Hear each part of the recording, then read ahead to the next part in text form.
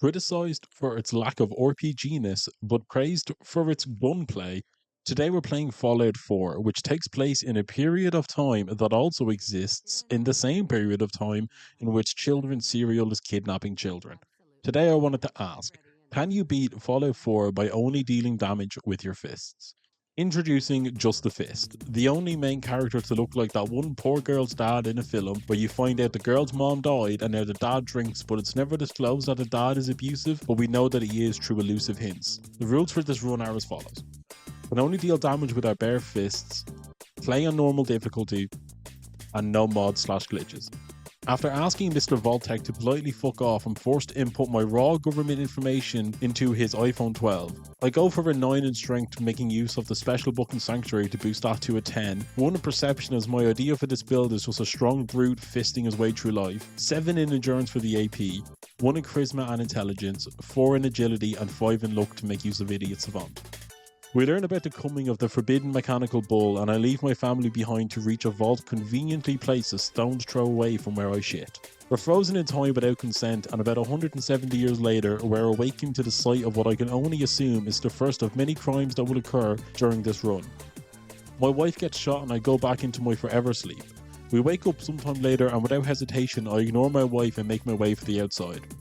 I make sure not to pick up any weapons before I get the Pip-Boy, as I won't be able to unequip them and therefore not be able to attack until I get the Pip-Boy. We make our way back home to talk to our capitalist-enabled robot servant so he can fill up our inventory with shit and shows me around.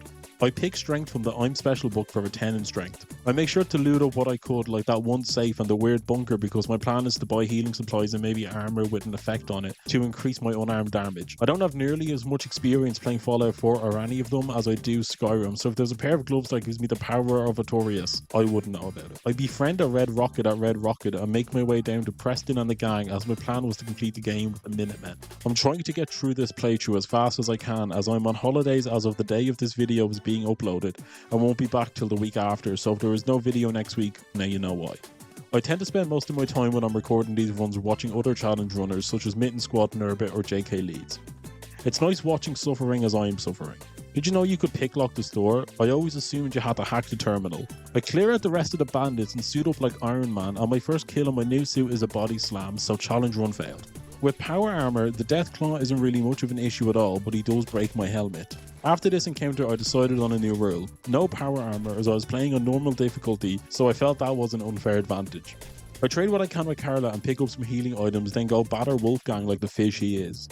I again sell and buy what I can, but this time from Trudy and level up. I'm not always going to show each level up, but you can assume each perk I pick is either offensive or defensive based, such as Rooted or the first one in the strength tree. I don't know what it's called. I run into that one guy from Kim Possible and make my way straight to Park Street Station to rescue Nick. After doing pitiful damage and dying almost straight away, I was tempted to walk away, but I decided to just keep going, and turns out with some clever maneuvers and dog meat distracting enemies, it's not as bad as it could be. Still bad though. Going through the next area with all of the trigger men, I tried to single all of them out before taking them out. Loot what I can to either consume or sell, and then make my way into Vault 114. Dino bests us once, but after cheesing with Vats, I free Nick and we make our way back out to the surface, but not before we run into not so skinny Malone. I made sure to save a crit for this fight and some drugs, and with taking Darla out first and focusing on Skinny, we managed to get them on our first try. Nick and I escape, and luckily Idiot Savant popped off. I make my way to Diamond City, where I pickpocket the mayor, then Nicholas and I infiltrate Kellogg's house, where we find a secret door and get our dog addicted to smoking. I make my way to Fort Hagen before dog meat, so I'm stuck waiting.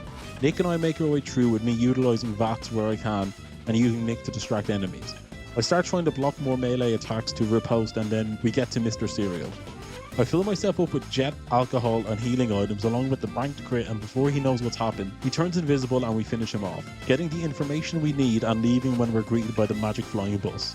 I go back to Diamond City, where Nick sends me to Good Neighbor, where my first instinct is to beat up the locals, steal from the locals, and then insert a possible virus into one of my only friend's brain. Dr. Amari tells us that Nick needs to update from Windows 7 to 8.1, and he disagrees, so I'm strapped into the VR machine and live through Kellogg's life. After pressing the auto walk button and changing the video I'm watching on YouTube, I'm out of Kellogg's memories, where we learned that the Institute is using teleportation to get in and out of wherever they are.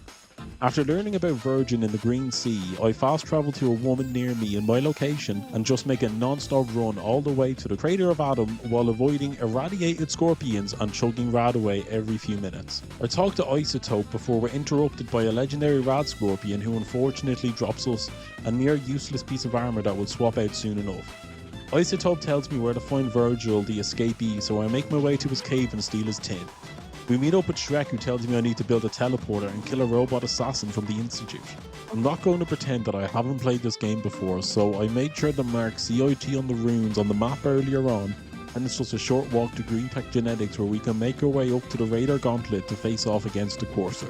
Going through this part wasn't as much trouble as I thought it would be, and I utilised VATS to my advantage, taking near zero damage while in VATS. Just like Kellogg, I sniff what I can and turn Z2 into shredded cheese. I kill all the witnesses, and yes, I do mean all of them, as at the end of the day, each synth is really just my grandchild filled with GMOs. I upgrade my armor slightly and make my way to Diamond City, where I sell and buy what I can before going back to Good Neighbor to be sent to the team of train enthusiasts, but not before I purchase that upgrade I was on about earlier on, a pair of shoes that make me go 10% faster. I make my way over to the railroad, guessing their super secret password that is just railroad. After I got shit talked by a microwave lover, I'm let in where I can give them my Courser chip for them to decode and just leave as soon as I can, as the last time I played through Fallout 4, that being a few months ago at this stage, I did their quest line and I am sick of it. I make my way out the back to return to Shrek 2. He gives me illegible schematics for the teleporter to get into the Institute that I bring back to Sturgis, who, fun fact, is actually a synth. I give my TED talk to Preston Shitface, who sends me on a quest to help out the settlements. I take on my first set of super mutants and was aided by a kamikaze dog. I make my way to 10 Pines Bluff and the settlers tell me to raid Corvega Assembly Plant, and I've done that one too many times in the past, so I decide to put them out of their misery and raid what I can from their farm from my own farm. Preston takes his turn giving me his TED talk and I build a teleporter to get into the Institute. Once in, I get a good hit of that idiot Savant Dank and install malware into the mainframe so Sturgis can hack in remotely and install Minecraft porn onto their servers. After being fooled by an old man with a young child, I tell my son to politely fuck off and I am /banned from the Institute forever, where upon leaving I am again hit in the dick with another puff of the Savant, taking me up to level 17. I decide it's time to take the fight to the Institute, so after making Sanctuary pretty again with beds and guns, I talk to Preston, who informs me that there is indeed a settlement that needs my help. He sends me to Oberlin Station, where I am sent just around the corner, clearly, to clear out some ghouls for another workstation prize. I stop at the Trudy's to stock up on stim packs, and when I reach my desired location, I clear out the ghouls and make my way back to Preston for a pat on the head and for my next mission. I meet up with Brian Cranston and I'm sent to get Skylar's water flowing again for the plants. When I reach the water factory, I'm greeted by the Brotherhood, who aid me in taking down the super mutants before descending into the depths of this creepy factory. I try cheese some of these mirelurks and manage to lock one behind me before running through the flooded room as fast as I could, unblocking the pipes and confused as one mirelurk.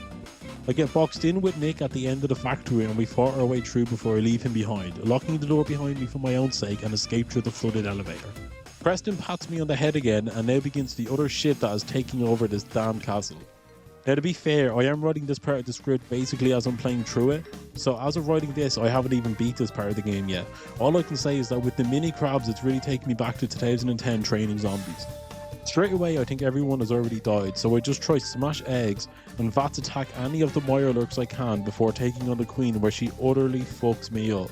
I'm doing horrible damage. To take out the Queen, I just kept bopping in and out from the inside of the castle and performing VAT attacks on her, all while chugging what I could to survive. After finally taking in the Queen and liberating the outpost, I turn the radio to 103.8 and I'm sent to Green Top Nursery to take care of the ghouls that reside in the National Guard training yard, and this went off without a hitch. I return to Preston for a cookie and he sends me to Starlight Drive-In to rid the place of the moles, and the most difficult task about taking over this drive-in theatre is trying to find a single piece of ceramic for the radio beacon tower. We're sent to Somerville, and after a pleasant conversation with this man, I do these strangers a solid by getting rid of the infestation of flies at their boathouse. Now, you would think this would be a piece of cake, and you were thinking wrong. These flies are cunts, and I will leave it at that. Sent back to the castle to find big guns that do big damage. Thanks to Nick's fat ass blocking the doorway, I was able to cheese Sarge, then the three musketeers, not including Nick, set up the artillery and give it a test ride, and yeah, it's artillery and it works and we can never use it. The Institute was coming back to attack us, so we set up defenses, and overall this part took me about half an hour and it was an absolute load of shite. Thankfully the incoming lasers had little effect on me, and I hit about as hard as a wet sponge in the ocean. It was at about this point I realised going down the Idiot Savant route was the wrong route, as I was under-leveled and everything else was over-leveled compared to me. We defend the honour of the castle, and Sturgis tells us to crouch till we're hidden and make our way into the Institute via swim, and go through the tunnels to make our way in. Besides the forced onslaught with you versus the synths in the main part of the Institute, I just run past what I could and only fought what I had to before sucker punching father across the face, planting a bomb in their reactor, disappointing a child as I am known to do, escape the Institute and blow it up, confirming that yes, you can beat Fallout 4 by only dealing damage with your fists. If you have any challenge run ideas you want to see, please leave them in the comments below, and with that, I've been Dara and have a good day.